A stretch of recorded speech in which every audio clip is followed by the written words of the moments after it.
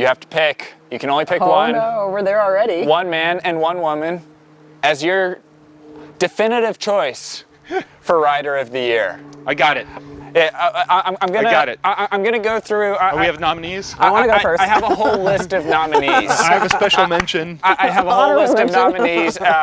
Maybe your picks are one of the nominees. We haven't really gone over the rules, but we need a definitive answer at the end of this. So the nominees are Elisa Balsamo, Ruth Winder, Kristen Faulkner, Annemiek van Vleuten, Jonas Vingegaard, Julian Alaphilippe, Wout van Aert, Mark Cavendish, Tom Pidcock, Tadej Pogačar, Mathieu van der Poel.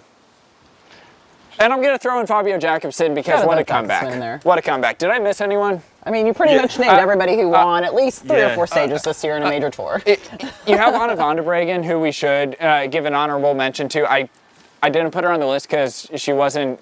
She looked like she was ready for retirement before she actually retired. But hell of a career. I'll put her on there out of respect for all that she's done in the sport. I'm going to have to go with Eliza, of course, but for her performances this year and that outstanding performance at Worlds. Eliza Balsamo or Longo Borghini? Oh, yeah. Well, we mentioned Borghini off camera. And you were going for that, so I wasn't sure. She had a lot of great performances this year. Took the national championship jersey in the time trial and in the road race. But, you know, a lot of good results, not a lot of wins, and so... No. We're going to go with Balsamo. Yeah. Gregor? Well, for women? To answer your question, you Yes. did leave a couple riders off the list. I think we should circle back and say tell me. Tadej Pogačar, winning. I put Tadej Pogačar. Well, let me just remind everybody about Tadej Pogačar. The kids won the Tour de France the second year in the row, and those dominant. Who forgot? Nobody forgot Tadej Pogačar. We're going to talk about Tadej Pogačar. We're talking about the women. All hell Tadej Pogačar and Magnus Kort, and we can discuss whether or not you're going to put the Nielsen at the end. Fair or enough. not. Fair There's enough. 3 dominant stage wins in the Tour de France. So one just thankfully.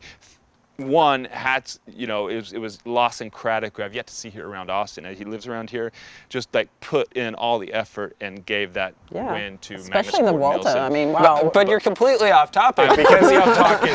I'm going to go right into my women's pick for Rider of the Year is Annemiek van Vleuten. It's an easy pick, second in the Olympic second in the Olympic road race, women TT winner, and of course that Ron van Vlaanderen win in the Movistar team colors with Eusebio there, the team boss, and just Annemiek right there for Team Movistar, her new team, in those blue cool colors we all love. You know, the problem with that pick, Gregor, is that it's an easy pick. But Annemiek van Vleuten has set the bar too high for herself because, yes, she did all those incredible things this year, but it looked like a bit of a soft year for her. Lizzie Deignan with the solo victory through the rain and the mud in Paris-Roubaix. That was spectacular, but that's actually a really good point. That's a standalone performance, I would say. Because I was going to go with Elisa Balsamo because that World Championship win and now stepping up to Trek Segafredo, I think that's spectacular.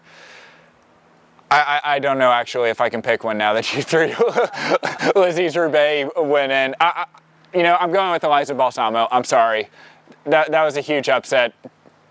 2 against 1. Elisa Balsamo, Women's Rider of the Year. All right, well, there you go. We'll send her the award.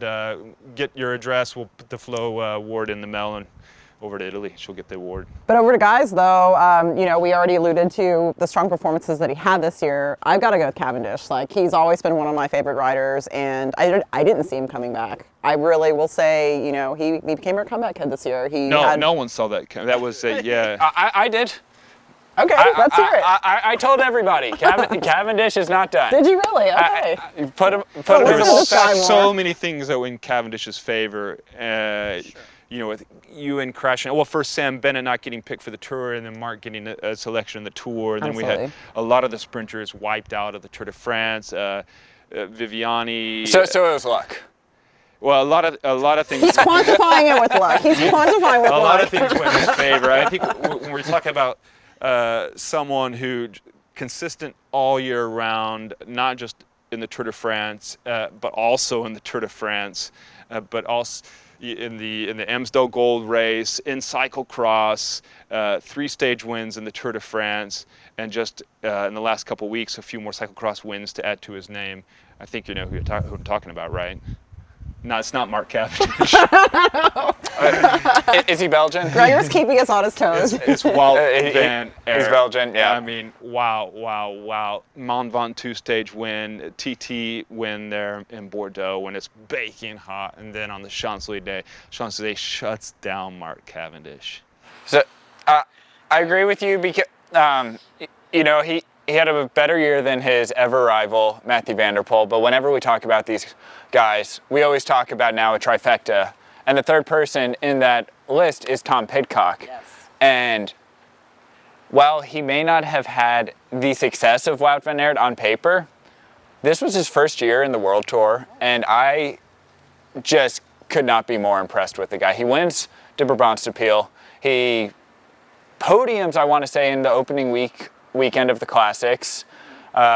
He was Milano San Remo. The finish didn't work out for him, but he was absolutely phenomenal in the final. He was a gauge. Yep. Yeah, and then he wins the Olympic mountain bike race.